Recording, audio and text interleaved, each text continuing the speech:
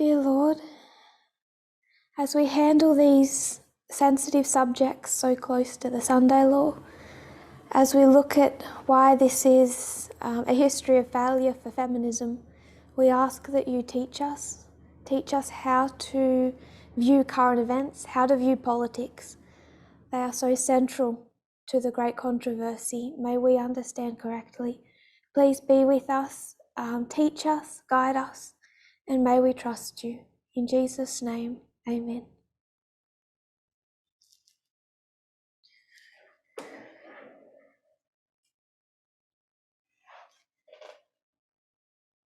I want to start with a little bit of an exercise that I've wanted to do for some time now, but never had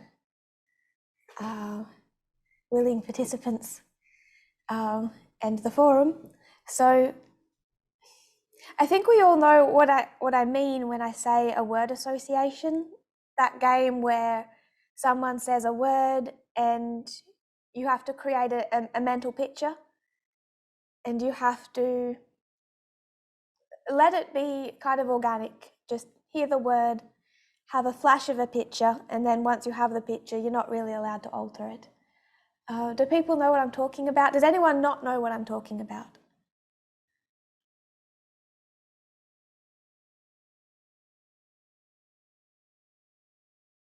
If there's no hands, I'm going to assume everyone knows what I'm talking about.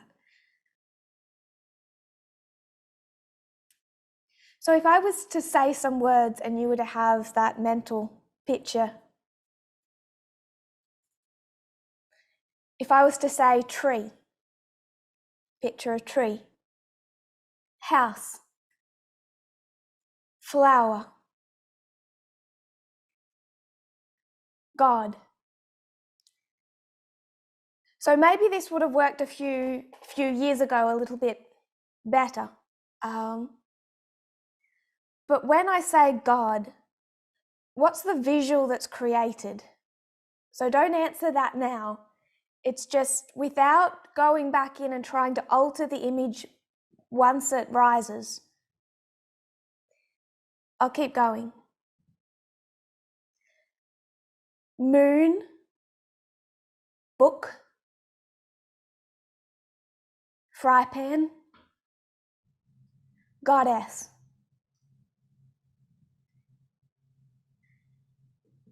What I've wanted to do is ask people, if you take the mental picture you had when I said God and the mental picture when I said goddess, and you put them side by side in your brain, calculate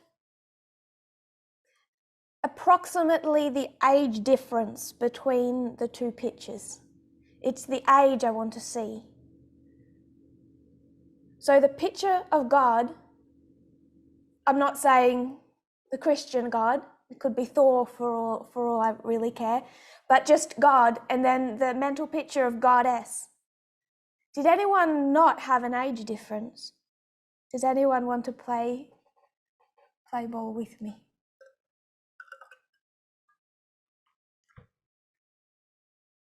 Graham. My mind went to, when you said God, a picture of something we've seen from like Desire of Ages, where you get your pictures there of Desire of Ages, this glow around Jesus in a robe.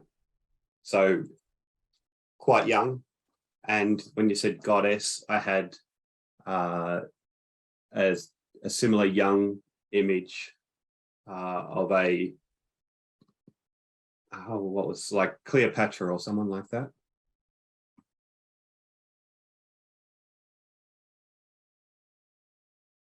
I think it's cheating to use Jesus though. I'm not looking for the incarnation, but I see your point. I could see what happened there. I can't fight with what was the picture that arose. Whatever rose. Does anyone want to confess to having an age difference?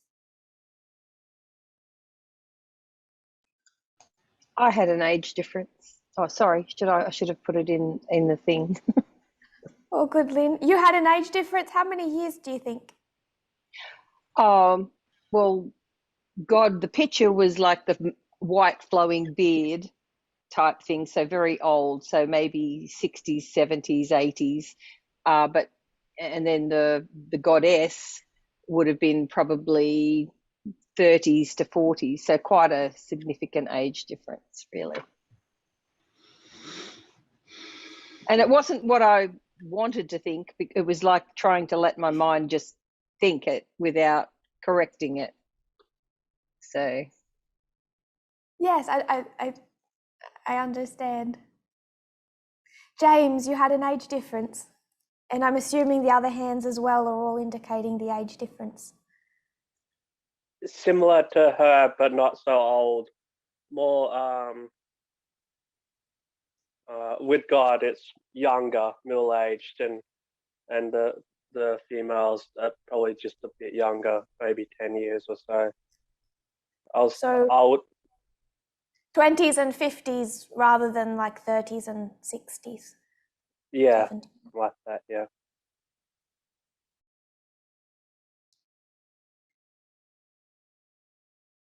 Was that the same for you, Brodie?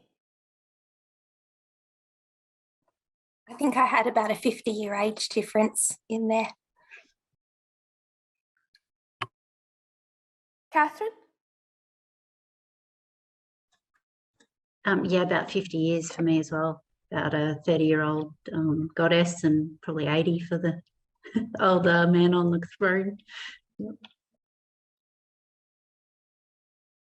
Now, obviously, no one did this to me as without a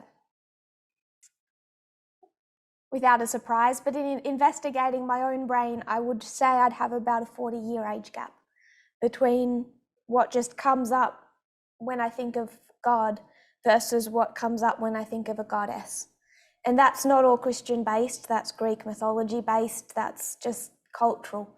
Unless you start thinking of a goddess and people think old woman, I think what they're doing then is they're tending to, I think their brain has switched out goddess for witch.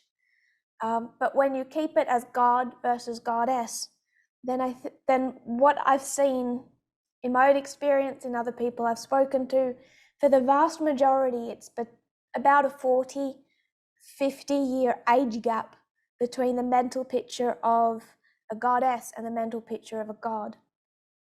I've wanted to do this to, I guess, just to make the point of what we're doing when we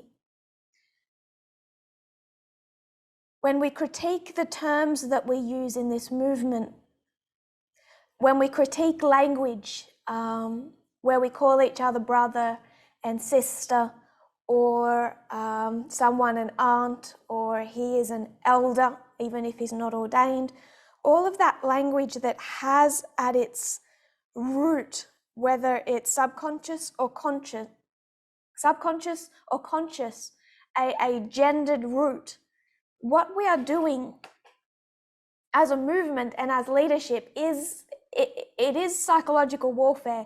It is mind games, because the problem is not in the terms so much, or the terms themselves. The problem is in our brain wiring. It's how we're wired. And our issue with these terms is how that psychologically impacts with our inbuilt cultural biases. I don't think that how we picture a god as older is all Christian based. It's just cultural. You could watch a Hollywood movie and get the same idea about a god and a goddess, but it also shows us what culture worships in men versus what culture worships in women. It shows why a culture treats older women a certain way, while culture tends to ignore the voices of older women, whereas sees the voices of older men as being associated with power and wisdom. It has so many deep-set cultural implications.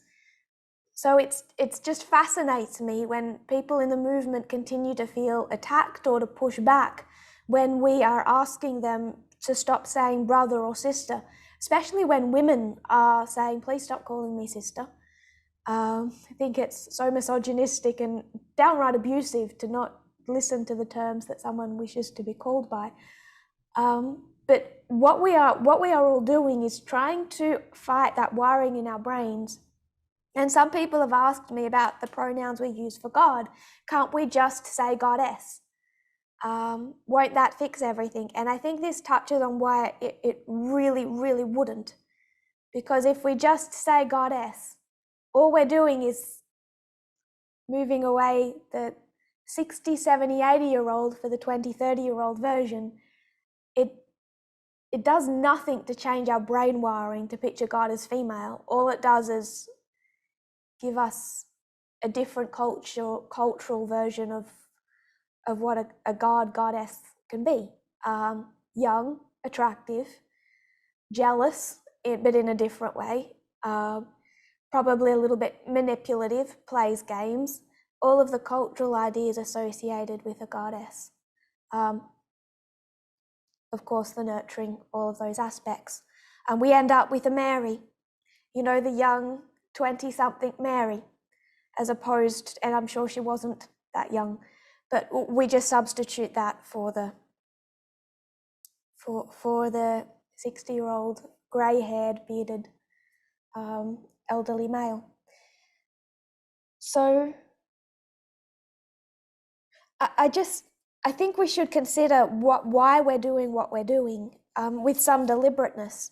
It helps to change our practices, but if we really know why we're changing them, the fight we're having with our own brain wiring, I think it makes it more powerful and helpful.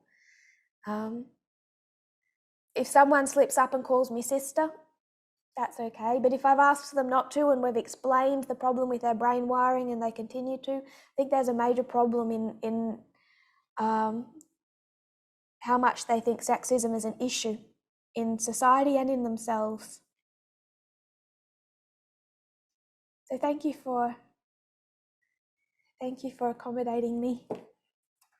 We said a fair bit last week. We have gone more into the issues with the left wing than I initially intended to state, but I think we've gotten to the point where I'm being fairly explicit with what I believe the problem with the left wing to be.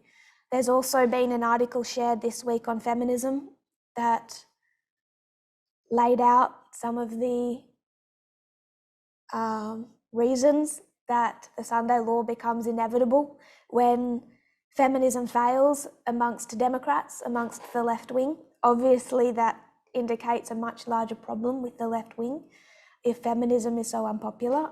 There's another article that's not yet shared but will be soon, addressing feminism as well, and again touches on left-wing failure. But I want to take a little bit of time and just go through a review, and you can stop me at any time, just put your hand in the chat, and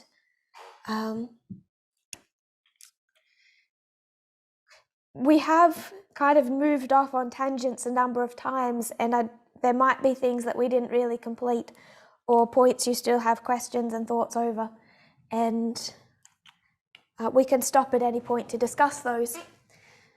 We began with a question that was asked. We were meant to be studying, is that going to focus? Meant to be studying 1888, but someone asked, how do you sift media? And the focus was on generally left-wing media or trustworthy sources. We weren't considering how to sift Fox News because we just don't bother. So how do you sift left-wing media sources? And before going much further, I wanted to prove, first of all, that we even needed to. So I really wanted to nail in that point that the left wing needed to be sifted in the first place. If you're going to sift media, then they must have issues. They must have problems that are endemic. So let's prove that they have endemic problems and then analyze what those problems are so we can all spot them. Grey zone proof of problems. Grey Zone, Max Blumenthal, we went into that history. Then we left it there for a moment and said, well, what does it mean to be left-wing in the first place? And we defined, we went to the Midnight Cry and explained 2018 why we are left-wing.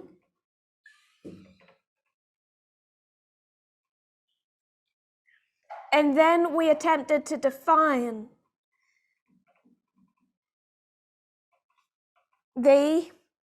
I would say the fundamental difference between left-wing and right-wing politics. There's quite a number of differences, but we wanted to get to a fundamental root, especially when it comes to social policies. So defining the left wing, the right wing, the differences between the two, we discussed left wing was equality over freedom, and right wing was freedom over equality. That doesn't easily work internationally if you have a country that doesn't even believe in giving its citizens the basic tenets of freedom. Then it becomes a little bit more complicated. But when you have a country like the United States that has embodied so many principles that prophetically are described as glorious, then you have to see the fight in a little bit more of a subtle way. Freedom is a good thing. It fought for freedom from the British, from the rule of Britain. It's that part of their history is a fight to have freedom in the first place. But through that history, it's become more and more clearly a fight between these two bedrock principles, because when they collide, one has to take precedence over the other. Obviously, we want freedom. You don't want a surveillance state like China has. Obviously, that there are some privacies citizens should have. But they have to have a balance. And then when equality for a group who is marginalized or oppressed comes under threat, then that priority has to supersede over the rest of the population's rights to freedom. And this is what the left wing and the right wing often war over. I don't know, hopefully people watched the what was put on the media broadcast from the New York Times about January 6th. I don't know if you watched that and heard freedom, freedom, freedom, freedom. What is the right wing fighting for? Freedom. We went into detail and gave many examples, the trucker protests, all of these examples to prove what they're fighting for is freedom. I've said it before and I'm going to state this more explicitly and in more detail, I know in the future, but left-wing journalism in general, can slip into the habit of being lazy. And it's so much easier to look at the Canada truckers, find the neo-Nazi flag and say they just want to suppress people of colour, they're just white supremacists, neo-Nazis, and leave it that simply. And there are people there who, the vast majority are very much not, but they're fighting for freedom. If we can't see what that fight is fundamentally over, then we can't really see why or how we disagree with them. And if you can't see what you're disagreeing with, you come into danger of ending up on the same side. I think that's why so many Democrats watch Tucker Carlson. They aren't actually even able to pick up on what he's saying because it's not so explicit as I think we've been led to believe. So seeing the battle between equality, freedom, freedom and equality, and we used a Supreme Court case to really prove that, to give one example out of many, and that's Masterpiece Cake Shop.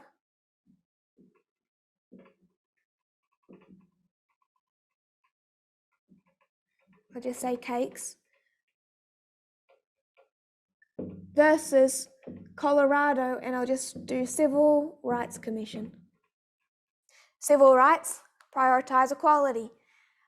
Masterpiece Cake Shop was all about their freedom.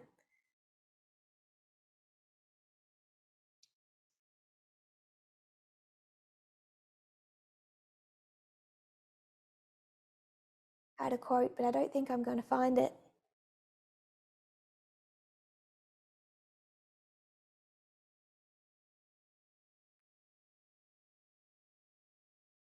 It ties back to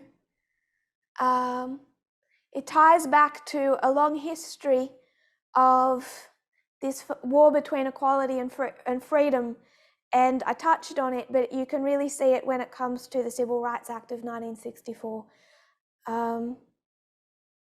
Quite a lot of the opposition to the Civil Rights Act was by people who vowed that they were not racists.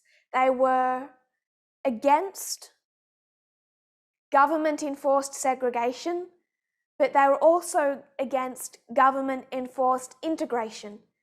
And the Civil Rights Act, it ended government-enforced segregation, but it brought in government-forced integration, most clearly seen in schools, but also in many private businesses. And many people opposed the 1964 Civil Rights Act, Goldwater being one of them, who was one of the foremost people who brought libertarianism into the Republican Party. Goldwater opposed the 1964 Civil Rights Act, and he did so with a lot of guilt on his conscience, because he said he wanted racial equality, but he firmly believed in freedom over equality. The government should not be enforcing segregation.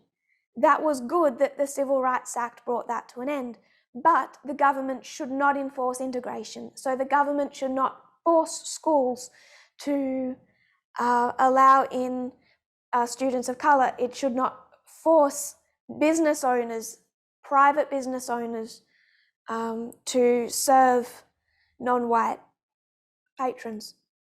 So it's a long-term fight that has been ongoing between equality and freedom, but post second wave feminism, post Stonewall, it's become even more and more explicit that this is what the fight is about.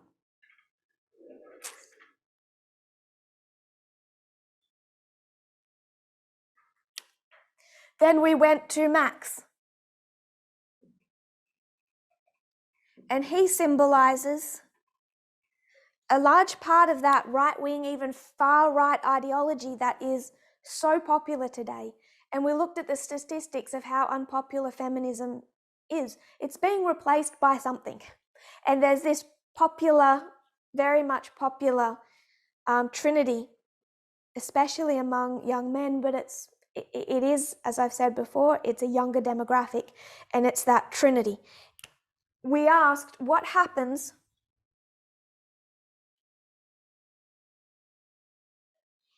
when you strive for absolute freedom?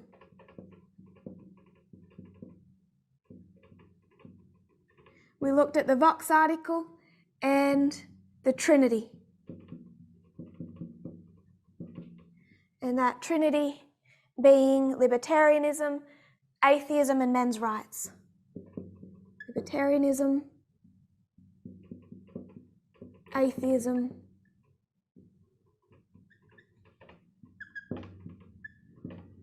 men's rights, opposition to feminism. We haven't touched on the third one so much, but we've touched on the first and the second, and it was here that we went into libertarianism. Let's look at more pure freedom. You might notice a shift in our classes. When we were doing all this, we were looking very much at domestic policy. But as we moved toward the left wing to see the problems with the left wing, we started to look more at foreign policy. How do they handle Syria? How do they handle Russia? How do they handle China? How do they handle Libya? that isn't because those issues are separate. They're very much overlapping. It's just been easier to see. It's easier to see libertarianism if you look at domestic policy. It's easier to see the problems with the left wing and the views of the grey zone if you look at foreign policy. But all of these issues interconnect. It's not as if you have domestic policy and foreign policy. They're all really very much interconnected. So I wanted to actually stop here and just make a couple of observations about libertarianism. Libertarianism as that beautiful picture that if a society that does have problems with equality, that it does mistreat portions of the population, take a society that is sexist, that's patriarchal, libertarianism sells the idea, and I'll take it how members or former members of the movement sold this idea. If there are sexist members of the movement, sexist men primarily, but also women, that have been abusive, then we should not remove them from classes. We should not reprimand them. We should not accuse them. What we should do is allow everyone absolute freedom. Freedom to attend what presentations they want, to attend camp meetings alongside women that they've mistreated. We should listen to them, hear their side of the story, as if we don't. We should just prioritize freedom, be non-accusatory, and not ever enact discipline. And then as this freedom-conscious movement progresses, then through dialogue, through friendship, through community, those who have wrong views will learn, they will grow, they will change, and we can all just get along without punishing people or accusing people. And it's been an appealing message for quite a lot of people. Does everyone remember what we've said about libertarianism, the message it sells versus the reality? Or does anyone have any confusion or questions?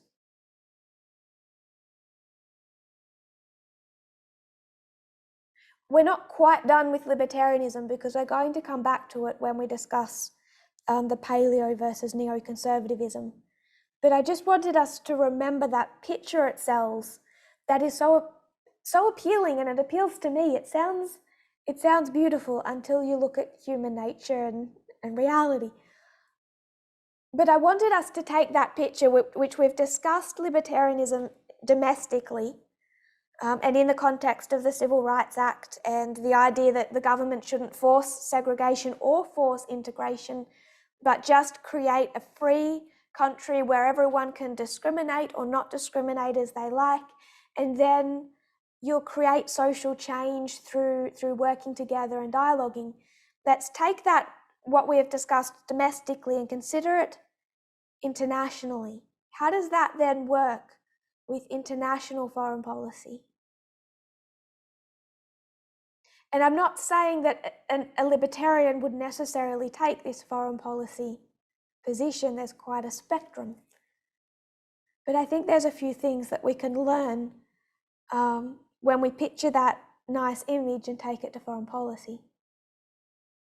And I wanted us to consider Germany's example. The Guardian long read was really good this week. I don't always read them because they're long reads, but The Guardian did a long read this week on Germany's dependence on Russia. And as I read that long read, it really stood out that Germany had that same beautiful picture as libertarians sell in the United States. And it was interesting seeing that play out internationally in the way Germany has related to not just Russia, but China, especially Russia and China, but authoritarian countries in general. What Germany did right back in the 1980s, right back in the history when the Soviet Union was still in existence, was they had this belief, and they had a term for it, Wandel durch Handel, which translates as change through trade. What they really fought for, and this was, you can trace it right back to that history, but it's also been through the 2000s and right up until very recently, the belief that trade and dialogue can bring about social and political change. So through the history of the Cold War, especially those last decades, Germany and the United States were on very different paths in how they wanted to handle the Soviet Union. The United States, obviously with a lot of variety between presidents, but certainly by the time they get to Ronald Reagan, they're wanting to be quite aggressive with the Soviet Union. They're wanting to challenge them. There's a space race, there's an arms race. Germany had a different position. Germany held and has held until recently, and still some today, this belief that that doesn't work. And you can change authoritarian countries, abusive countries, through stepping back, letting them operate how they want to operate in the abusive fashion they want to operate, but through trade and dialogue, bringing them into the global economy, bringing them into closer into integration. That through that you will bring about social change. And there's a couple of reasons that Germany had that, took that position. I'm focusing on Russia, but if I use, this is a quote from the Carnegie Endowment, Germany's strategic grey zone with China. They say, like other Western democracies, including the United States, Germany was convinced that China's authoritarian politics would morph into a free, open, and more democratic system through ever-tightening economic ties. So we don't punish them, we don't sanction them, we don't build up our own arms, we don't intervene, we don't tell them off internationally, we bring them in, we communicate, we make our ties closer. And this is all analysed in this latest Guardian's long read, and I just want to read a little of it. I will ask the question and I'll come back to it in a moment. Why do you think Germany had that position? Why do you think that they were so nervous to accuse another country?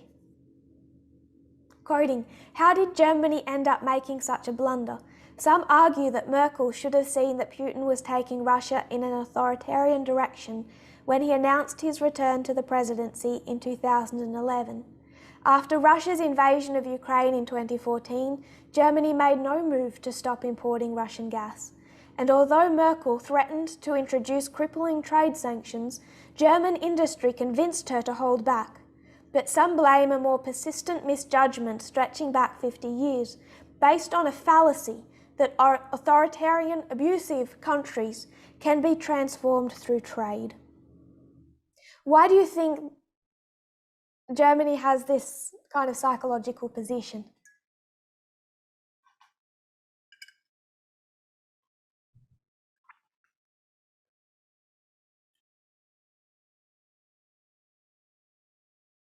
Graham.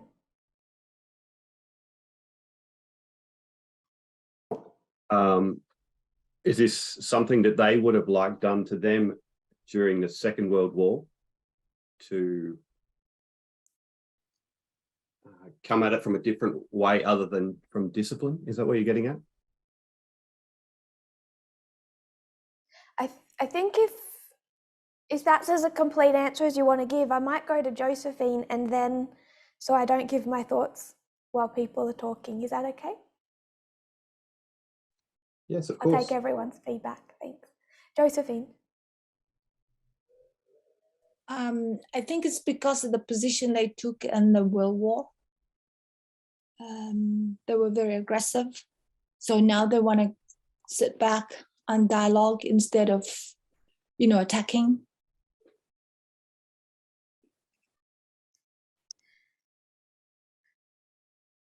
I'll comment in a moment. Thank you. Molly? I think it's because they had a very bad experience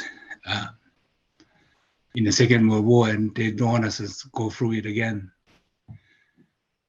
So they rather dialogue and solve the problems, and instead of putting sanction and discipline and all that.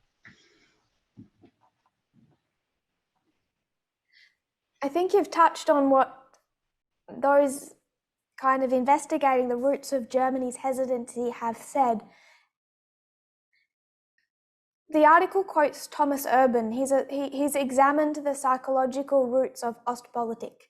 They're really quite libertarian foreign policy attitude. And he pinpoints two emotions in Germany's relationship with Russia: nostalgia and guilt.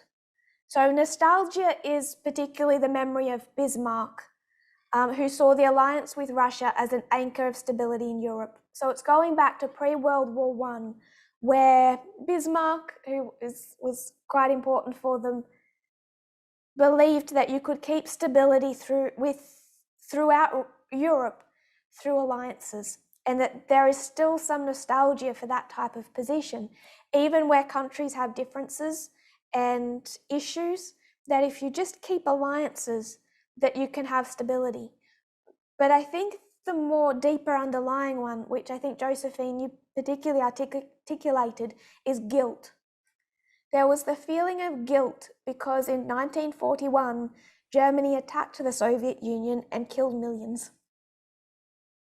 It meant it was difficult to criticize the Red Army or the Soviet oppression, since to do so means they were not recognizing the greatest crimes in history, particularly Germany's, heavy on Germany. And because of that, it made Germany blind to the black side of the Soviet Union. So they're going back to the history of the Cold War, when the United States was taking an aggressive position in opposition to the Soviet Union, and Germany was much more gentle. And there's the nostalgia, but there's also the guilt, and that guilt has blinded their view, where not only are they unwilling to rebuke another country's human rights violations or another country's imperialism, they also had trouble seeing it.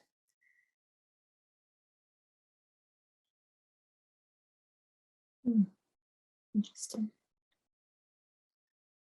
And they say how this has helped Putin's propaganda, because Russia doesn't, overall, the vast majority of it, doesn't have guilt for Stalin. They have rewritten their history.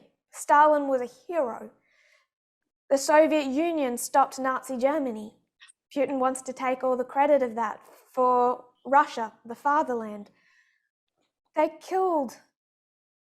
Soviet Union killed millions. But because Germany has carried the guilt of World War II, and the Soviet Union has not carried, especially Russia today, culturally, I know there are individuals who see things differently, and many of those individuals have fled the country now. But as a country, they don't carry guilt for the history of Stalin, the history of the Soviet Union. That is what was worst in that history has been heavily rewritten. But Germany's different. They haven't rewritten their history. Instead, they've created pillars to it, memorials to it. They've taught it at their schools. And that's a good thing. That's what the United States is needing to do with its own history. You need to remember it. There needs to be a sense of cultural guilt of what has taken place in the past, because it's impacting the present, because you don't want it to happen again. An arrangement that began as a peacetime opening to a former foe, so how Germany kind of opened up to Russia has turned into an instrument of aggression. Germany is now funding Russia's war. In the first 2 months after the start of Russia's assault on Ukraine, Germany is estimated to have paid nearly 8.3 billion euro for Russian energy, money used by Moscow to prop up the ruble and buy the artillery shells firing at Ukrainian positions on Donetsk. In that time, EU countries are estimated to have paid a total of 39 billion euros for Russian energy. This is more than double the amount that European countries have given to Ukraine to help defend itself. So if Zelensky doesn't seem super grateful, as much as he's been given to help defend his country, Russia has been given double that by the European Union to pay for Russian energy. And that has been something that has been developing for decades. Nord Stream 2 was an agreement between Germany and Russia for Russian energy that bypasses Ukraine and further weakens Ukraine, makes it weaker in the face of Russian aggression. Germany signed onto Nord Stream 2 in 2015, a year after Russia invaded Ukraine the first time. So if Zelensky doesn't seem super grateful, then... But why has Germany taken this position? Quoting the historian Timothy Snyder, for 30 years, Germans lectured Ukrainians about fascism. When fascism actually arrived, Germans funded it and Ukrainians died fighting it. So Germany's beautiful picture, I want to describe it as a libertarian picture, that when you have an abusive country, which I would bring in, I'm substituting for the idea of an abusive individual. When you have misogyny and abuse in a person, substitute that for a country. When you have that, the idea that through trade, through integration, they invaded Ukraine, but don't make them uneasy. We'll sign Nord Stream 2, Putin's reasonable, he'll back down, we'll engage in dialogue. Even in 2021, as he started preparing on the border of Ukraine and France and Germany are saying, dialogue will fix this, dialogue will fix this, Putin won't invade, he's not going to do that. So much of that is this same kind of wishful thinking, that you don't need foreign intervention, that you don't need a military, that integration and trade, that beautiful picture, can solve these kinds of problems. And now Ukraine is paying for it. And Germany's, the approach Germany has taken to Russia is under intense scrutiny. Not just intense scrutiny for what it's done the last few years, but why did they sign on to Nord Stream 2 in the first place? Why did they take the approach of the last half century? And I think this has a lot of domestic lessons to teach us about the United States, but also about how the United States should allow its past transgressions, the Iraq War as a recent one, and more historical transgressions, slavery. How much should that affect the United States' willingness to engage with foreign countries today?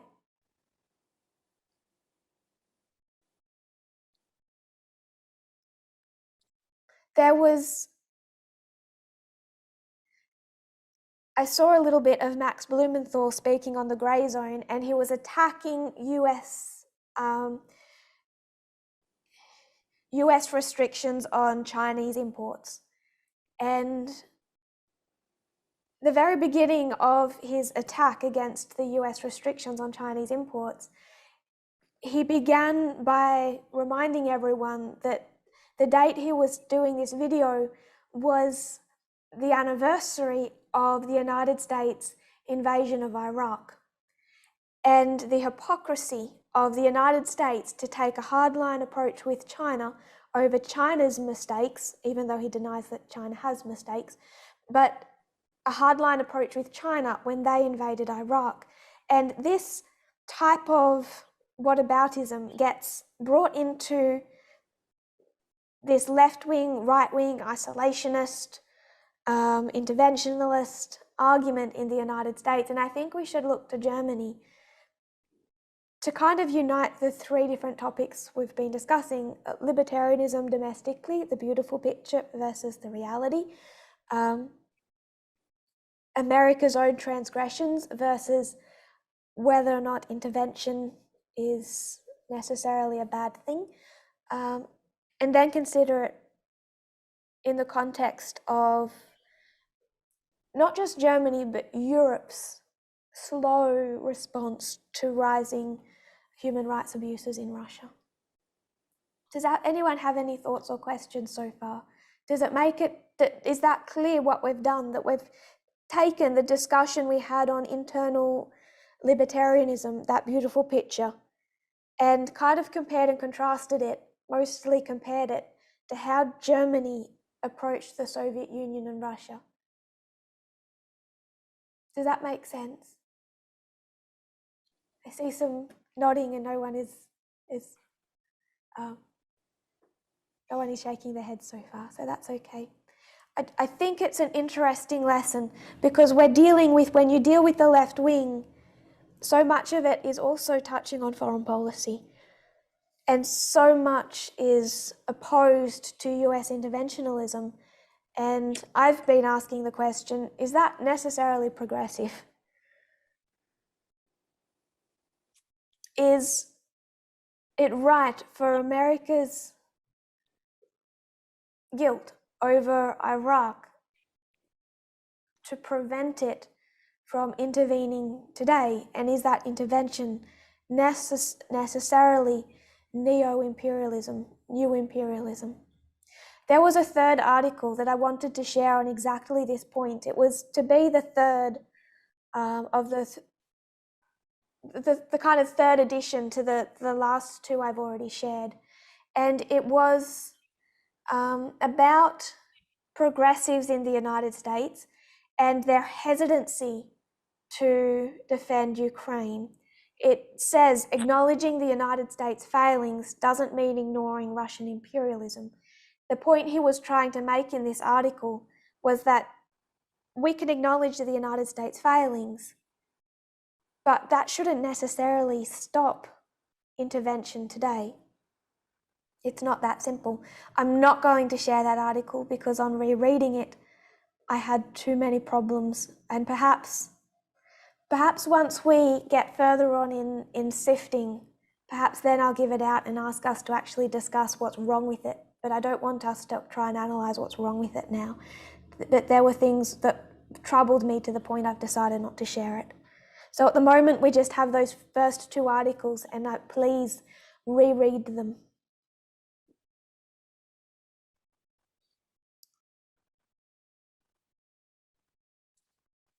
So I wanted to touch on Germany when we discussed libertarianism, because domestic and foreign policy are in many ways overlapping. Then we discussed atheism.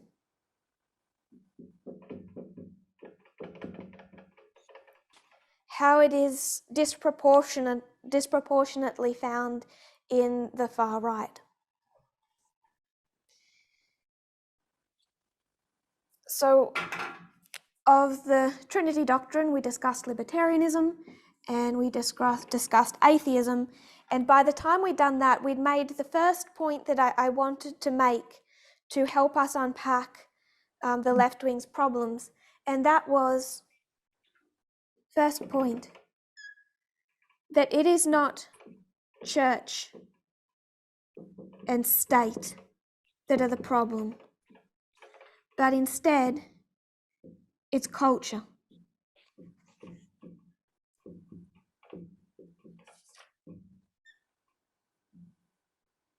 Which is why we have heard and discussed so much about a culture war. We made a kind of secondary additional point to that, where we said if it is this type of political culture war, how do we also then view the Great Controversy? And we made the point that the Great Controversy itself is also a war, a political election. So that's kind of a separate point, but it was an important one. So I'm going to add it in there. Great controversy equals an election. An election between two political parties, two different ways of governing, equality over freedom, or an alternative that was offered in heaven and then Eden, freedom over equality. This is about as far as we got before we were forced to bring all this back in. So we're back to the start again, and that's particularly what I wanted us to see in reviewing, that we went back, at this point, we went back to the grey zone, but we expanded it to again prove there's a left-wing problem. But we can do that once we have broken down this, and then we are building it back to discuss how we sift media. How do we sift the true stream? Because we shouldn't even be swimming in the wrong one. To help explain why the grey zone and the right wing, really far right, seem to agree on so many things, we began to explain neo versus paleo conservatism, and this is where we will continue. Unless anyone has any thoughts or questions about what is on the board so far or where we've been. Everyone's fine with that? Okay, great. Can someone explain to me the difference between paleo and neoconservatism?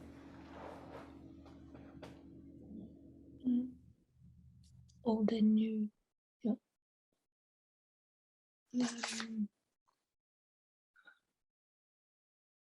Who would explain for me? I'm not entirely sure who's participating tonight, so I won't pull people out just in case. Brodie. So if I remember right, paleo means old, and it's historical or the original, and neo means new.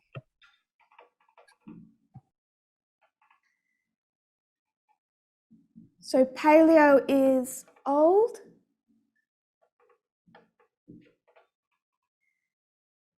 Can you think of other times you've heard the word neo before?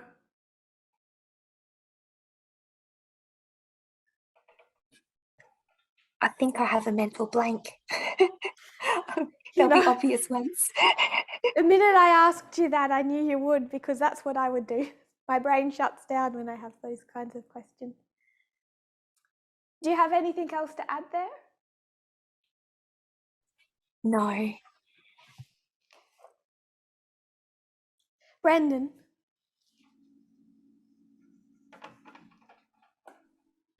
I'm not sure where I've heard neo, but I was going to just add a bit more on old and new. One is they intervene, and one is an isolationist viewpoint when it comes to foreign policy. I think that's the easiest way in one sentence to divide the two. It has a plethora of implications though. So paleo old is isolation. And you've told us that neo new is intervention.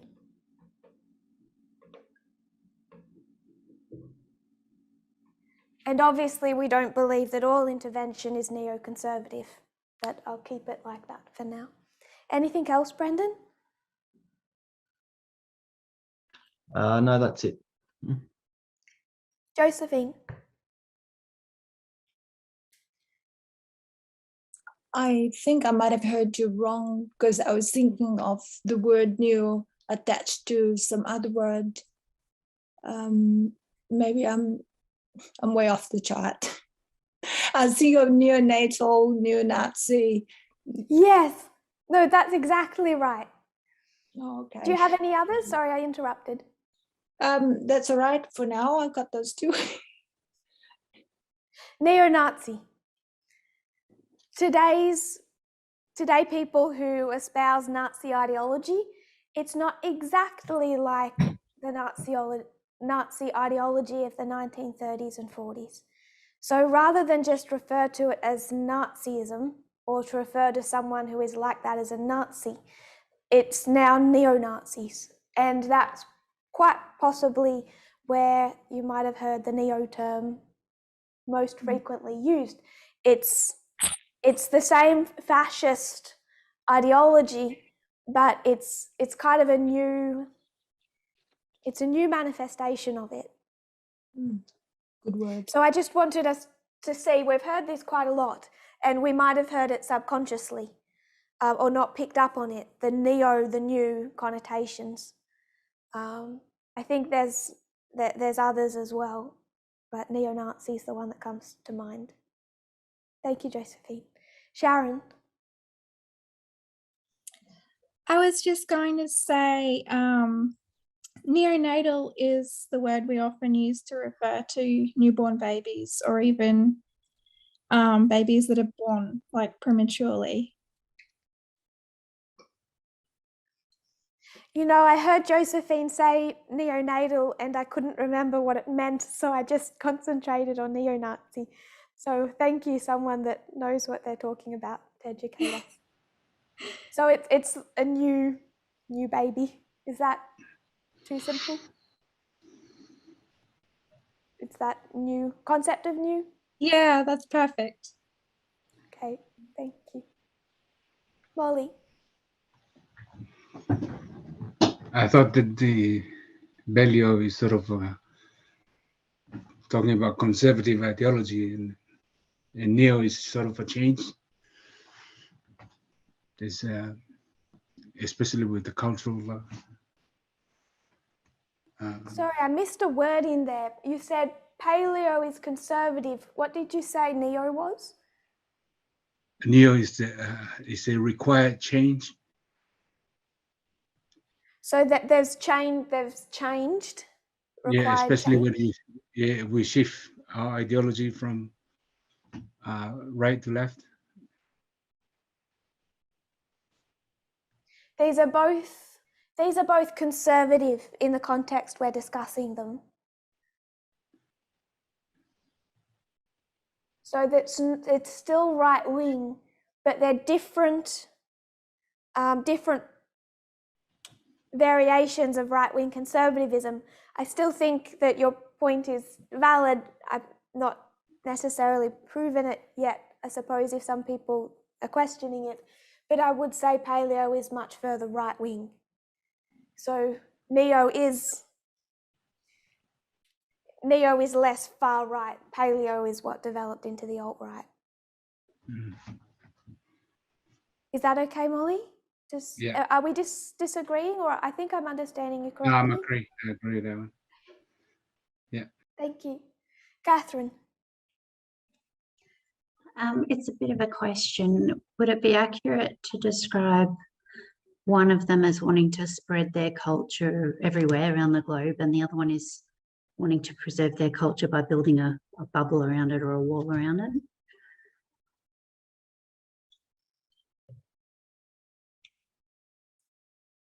I'm not sure about the spreading culture so much, because I think that there's a certain amount that should be spread.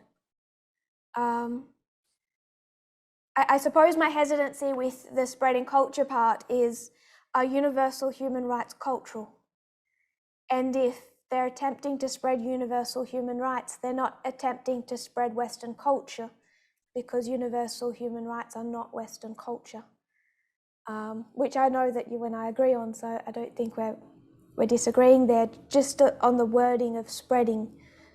So them being conservatives, are you saying that they were concerned with the human rights of other countries and not just their own, spreading their own culture? Like, one sounds good and one sounds bad, but do you think that someone like George Bush was, well, his motivation was more to do with the human rights than sort of Americanizing the world, the other countries, or dominate? I guess I had this picture of them just sort of wanting to dominate or something. I don't know. If that's how you meant it, then I agree. Okay. But I think I would agree with both. Okay. I think that George Bush was motivated by suppressing a country that he saw as a threat. Mm-hmm. That kind of need to dominate and have this invincible army and be the unilateral most powerful country on earth was a motivating factor. I also believe that with a degree of arrogance and a degree of naivety, they genuinely believed that just by toppling a government, they could bring equality, human rights, freedom, and a democratic government to Afghanistan. I think that was incredibly naive and arrogant, but not necessarily a wrong motivation. Okay, thank you. But so I think I would agree with both points there. The problem is that if we look at Afghanistan as radical feminists, the misogyny in society in Afghanistan is easily seen through the Taliban, but it's actually cultural. I shared an article to prove that point. Again, I've been trying to nail culture and the universality of misogyny in culture for a long time. I shared an article on the media broadcast around August last year of a woman who had worked for years in Afghanistan to fight for the rights, in basic rights of women. And her point was the Taliban is terrible, but life without the Taliban was terrible too, because the misogyny is cultural. And the United States could not just go in and overthrow the Taliban because what they're fighting would be fighting in the United States, in Afghanistan, is culture. But they're not, I don't think that's imposing Western culture on Afghanistan. What it should be about, if their motivations were pure, and I'm sure they weren't, would be about universal human rights. What do you do when you have a country that is committing horrific human rights violations? So I'm sorry, I think, Catherine, we agree, but I got off on a tangent. My brain went off. I can't remember. Can you repeat yourself, Catherine? Okay, I said, the way I said it was, could we frame it as one of them is one of those groups, so paleo, they're wanting to put a bubble around their culture, protect their culture, put a wall around, and they're kind of trying to preserve their own culture and don't, let the rest of the world, we don't care. And the neo one would have, I said, could we say that they wanted to, their culture was still top to them, but they wanted to spread it around the world? Could we phrase it like that? I think you've pinpointed paleo quite well. It's that bubble around culture. It's the preservation of it. So yes, I think so. Brendan? I hope I can explain this question well enough. Just in what you're talking with Catherine there, you've got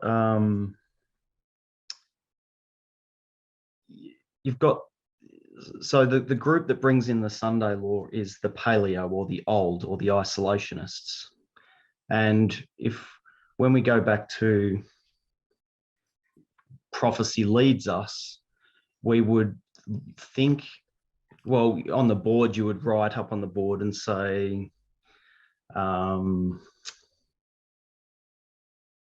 what am I?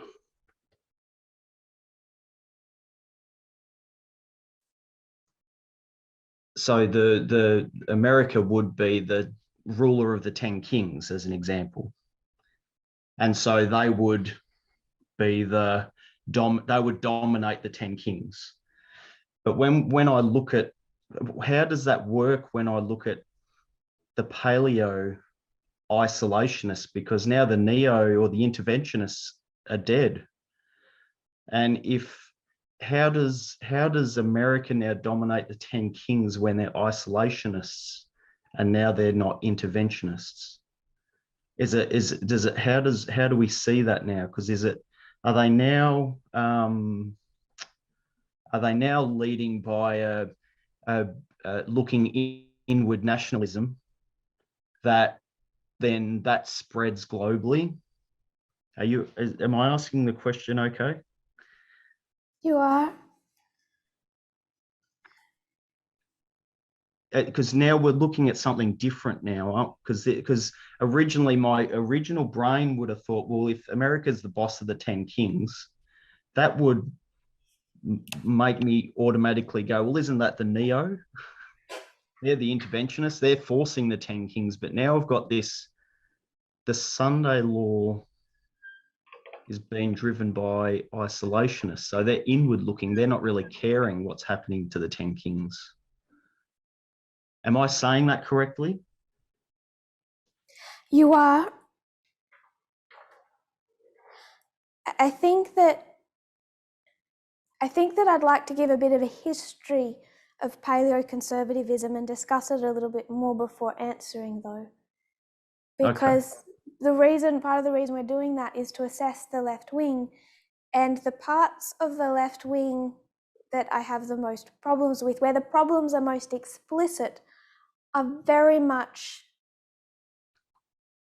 it's not the isolationists of the paleoconservative, but it's the hatred and the fear of colonialism that makes them also quite isolationist. And that was not Hillary Clinton.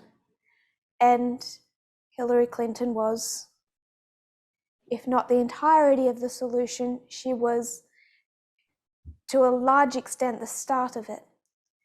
And she's the Clinton of Benghazi. She's not isolationist.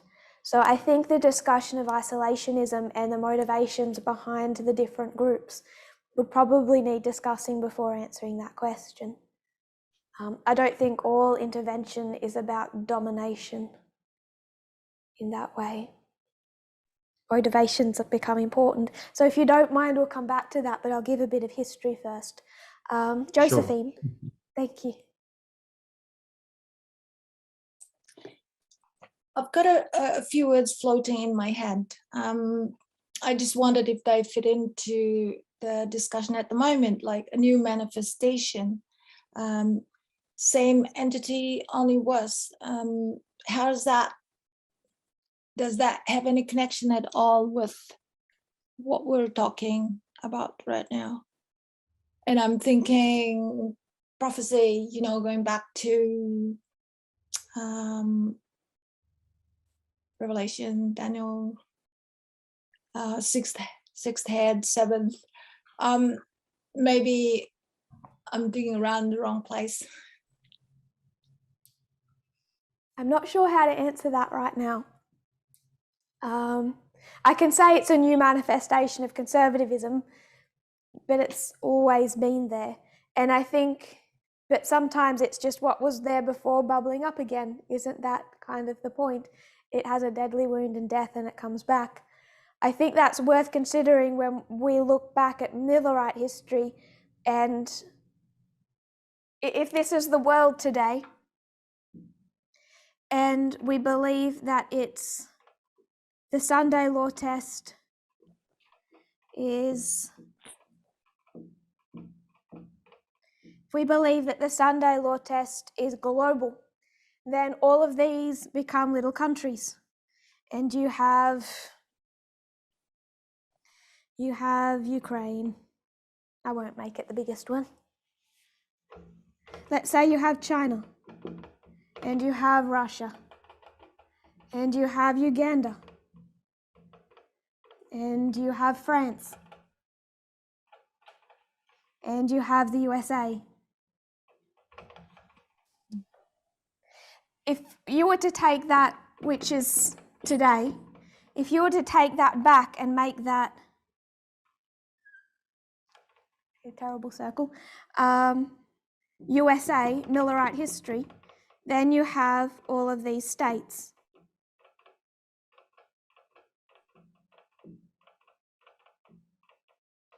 And you would have Texas and Mississippi, and you would have New York, and I don't think Washington gets state status, but you would have the seat of government.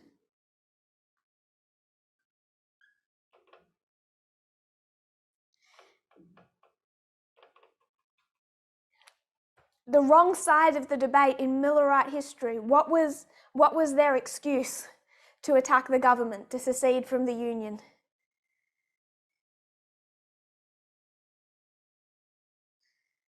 How did they see the government versus their freedoms?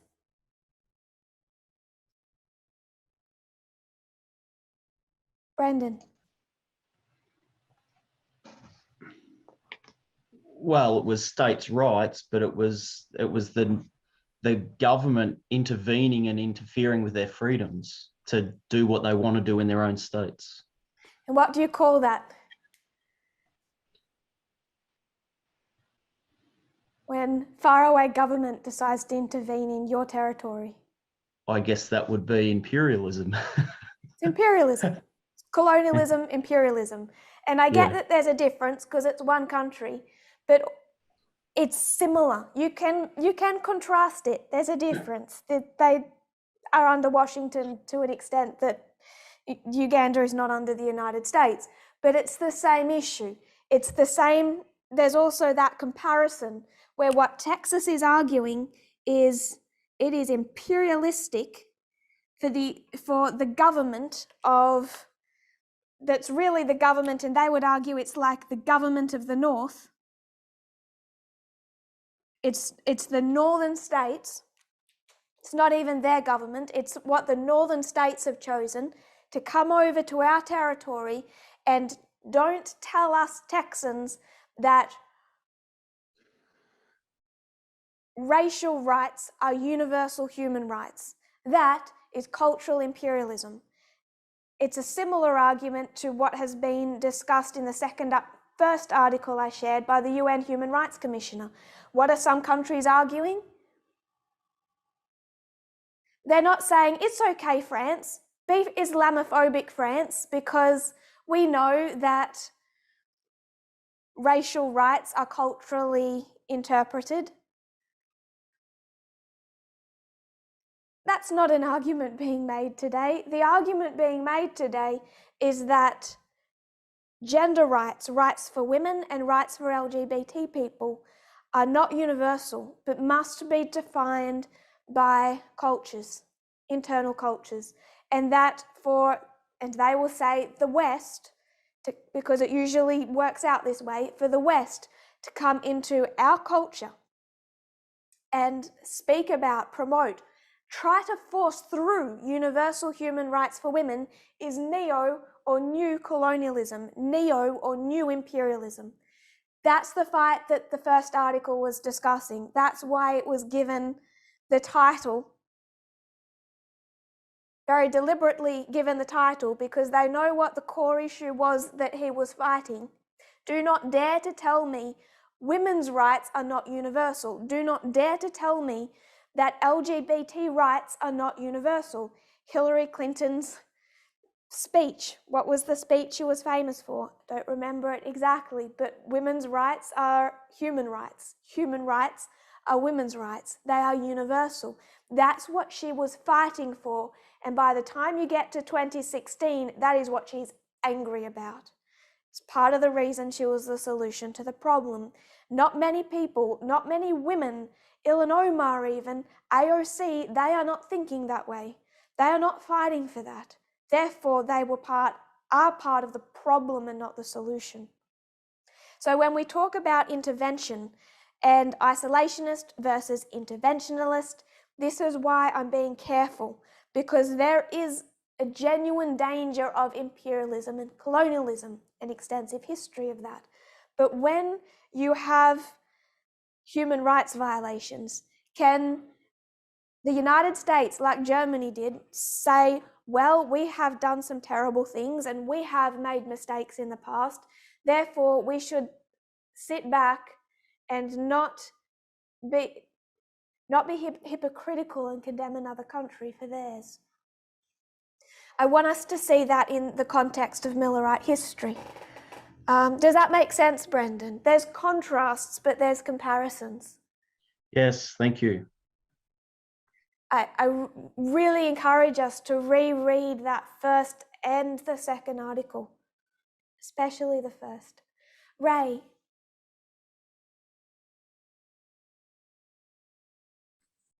I was just gonna say basically the same thing that Brendan did. Your hand went up at the same time, so I wondered. Is there anything you want to add on to that?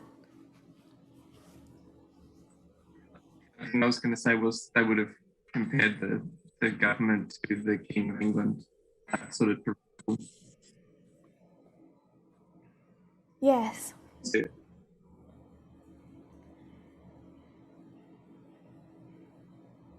I want to suggest that paleoconservatism is old conservatism because it was so much in existence back here. It was very much the government of the South. The government of Lincoln frightened the South so much because it was a change from what they had had before. Old conservatism is isolationism and states' rights, which is just an internal pocket of isolationism. What did the United States do the minute their revolution ended and all of a sudden France needed help? What was their position? Sorry, we're isolationist. Deal with it yourself, France. That is, while there was differences of opinions, the majority of that early history of the United States was more isolationist than what you find in a neoconservative today, I would suggest. Therefore, I think that when they call themselves paleo, because that's something they call themselves, not that was given to them, they have a point. I think that they have a point, that they are the older and more original form of conservatism. In opposition to Lincoln, as flawed as he was. Graham. My question goes back to a little bit to 15 minutes ago. Does the intervention by God and Jesus in heaven of the revolt of Lucifer, and also then coming down to earth and intervening there, and changing the culture of that place, become a prophetic model for us?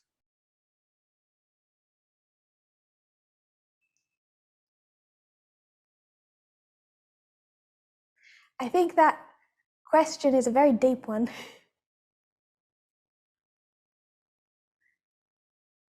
It depends, I think, if we see it as a separate country in a way, but I certainly don't think that God has been anything approaching isolationist or anything approaching libertarian.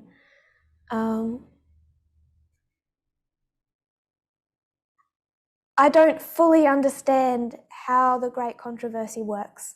I think that we are, piece by piece, seeing behind the curtain and unpacking it. I don't quite get all the rules of warfare.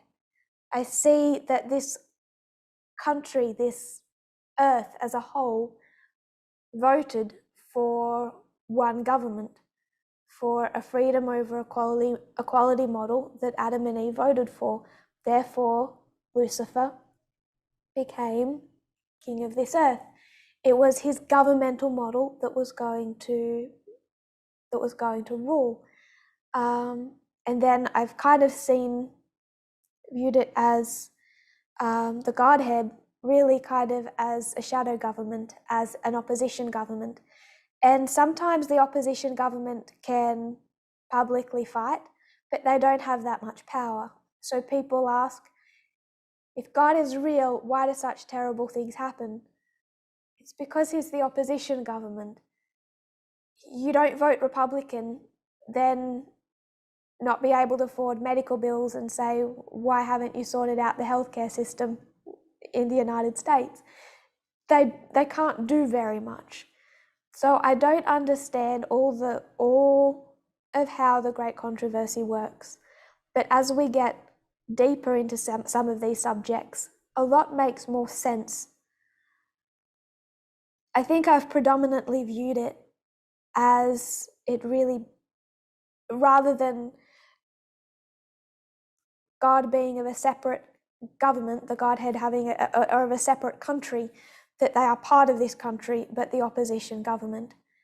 Perhaps there's another way, another parable to look at it, though, that would go into this. I think it's too deep a question for me to want to comment without thinking of it more, though. Is that okay? Yes, thank you. I do think that we can understand, even just in understanding World War I and World War II as the moves of the current government in office, why horrific things have happened, and under whose leadership those horrific things have taken place, and questioned that under a government where God does believe in freedom, equality over freedom, but still believes in freedom, that when Adam and Eve and the majority of this planet vote for that type of government, when and how can God intervene, and when and how can he not? So I'll just give a couple of, a couple of points, and then we will close for time.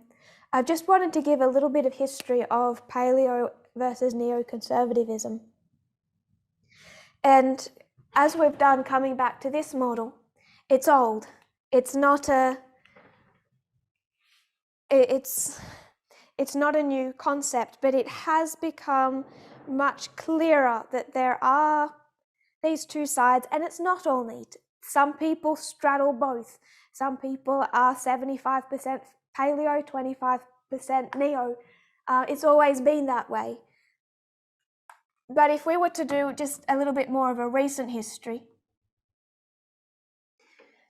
going right back to the 1920s, leading up to and then into the 1920s, you had these two sides versus expansion, progressivism, and a more isolationist, anti-immigration approach.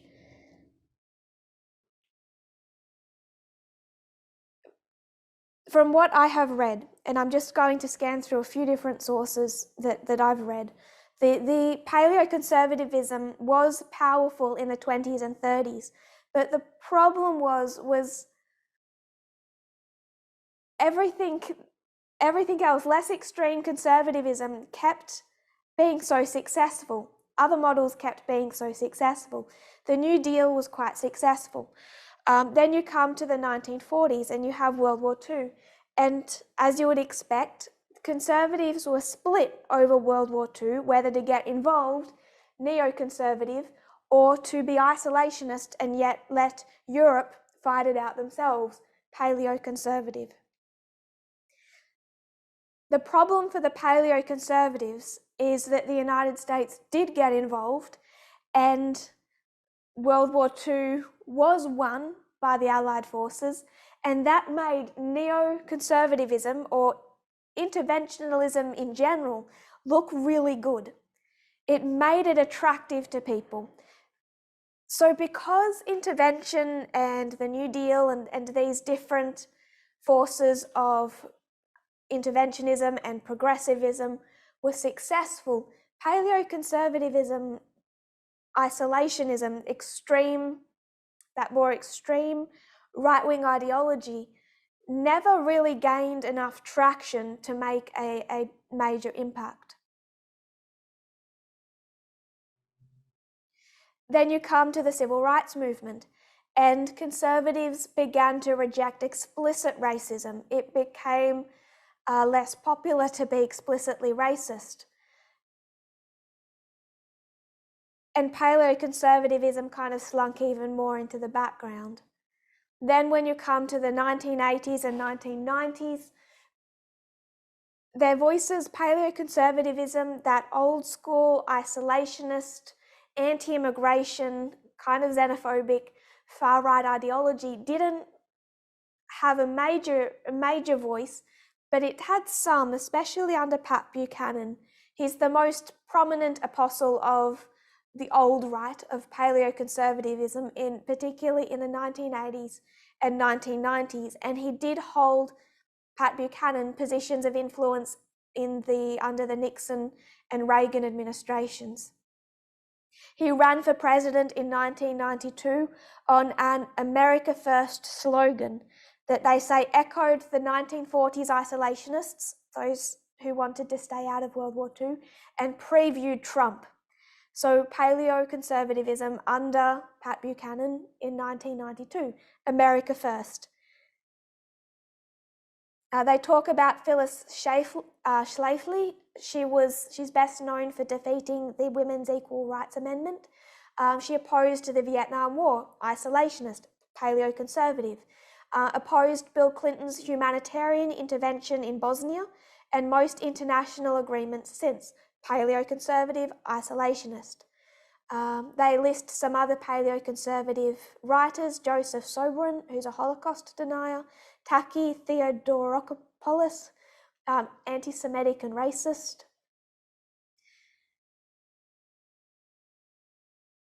But also, by the time you get into the 1990s, paleoconservatism, even though it's quiet, it's started to become a little bit more popular.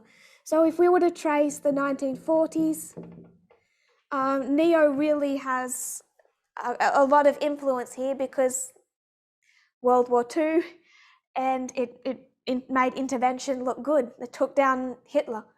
Then you come to, I'll skip a lot of history, but you come to 1989. And between World War II and 1989, you have the Cold War.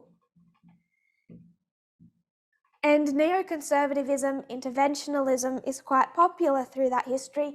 Even paleoconservatives and even libertarians kind of took the position, okay, isolationist except for against the Soviet Union, because they're just so dangerous and they're so bad, we need to fight them. So it was, even paleoconservatism here was particularly kind of limited. But 1989, the Soviet Union falls. And what is left really to intervene in now? What great big threat do neoconservatives have that they have as a type of excuse to intervene in the world? And they say that around here, you can kind of see, you can see the foreshadowing of the rise of paleoconservatism.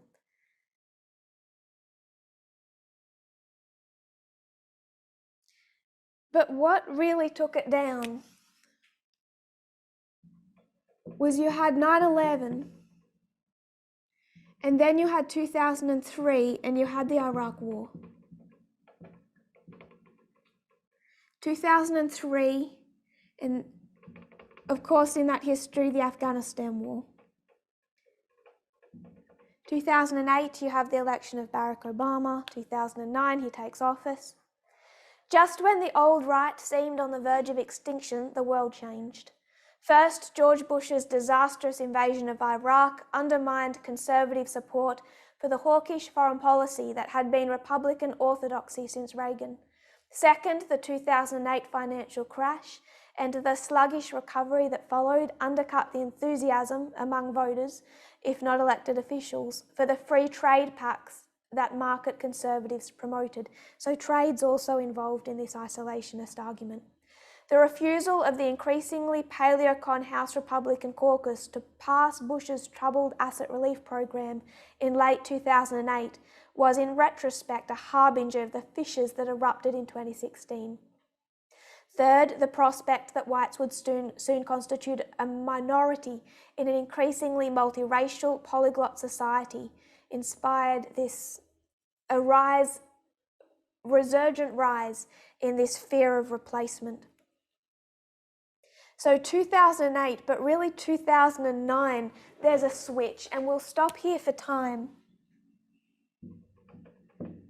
But this is where you find a switch between neo to paleo. And much of what we've discussed in the past, talking about the Monroe Doctrine, we're going to start here next week, and I'll add to that. But much of what we've spoken about really fits into this history, 1989 to 2009. That's when it was under neoconservatism.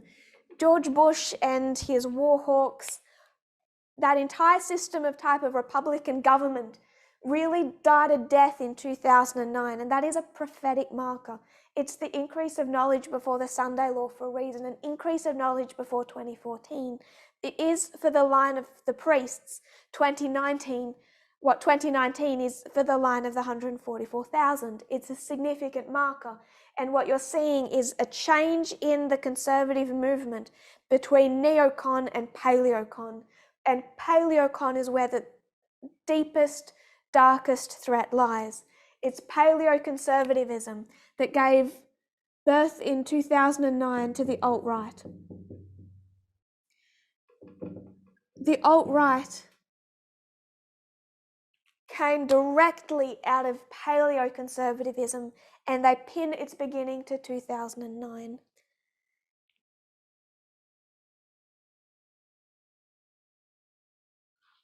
We'll stop here for time, but we'll start there again next week and talk about its rise. Talk about 2009 and the rise of paleoconservatism and some more implications of that. Again, the whole point of this is so that we can go into the left wing and analyse their mistakes. But if you have questions or thoughts, please try to remember them for next week. If I kneel, Josephine, would you mind closing in prayer for us? I don't mind. Thank you. I can do that.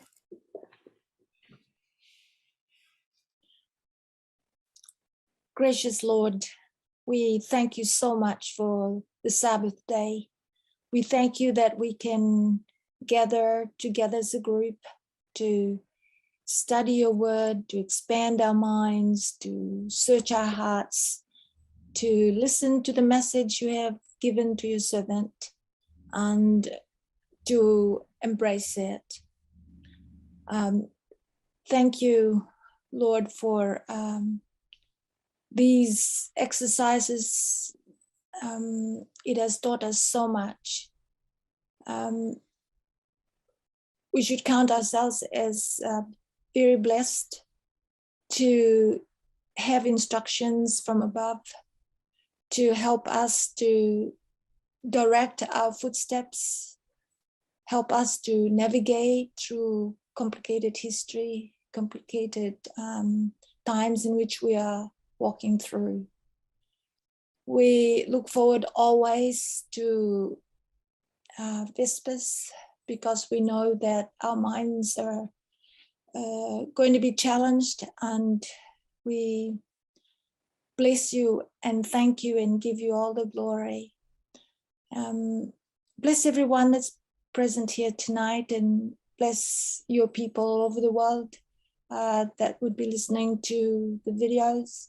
Bless our leaders, Lord, and thank you for being with us and walking together with us through history and through these times. In Jesus' wonderful name, we praise you. Amen. Amen.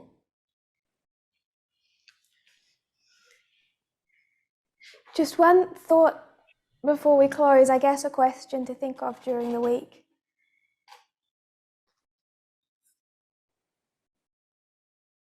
Trump's election helped promote, facilitate the rise of authoritarianism worldwide.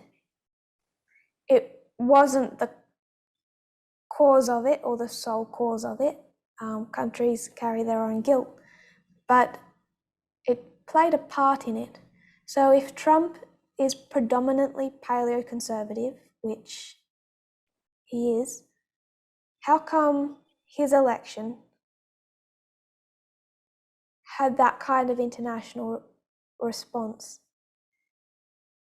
Keeping in mind that when we say authoritarianism, as a recent article made the point, is inextricably linked to abusive patriarchal culture. Just something to think about, to consider the 2016 through to 2022 impact of Trump's election internationally. That's all. I hope you have a happy Sabbath, and thank you everyone for participating so much. It's nice.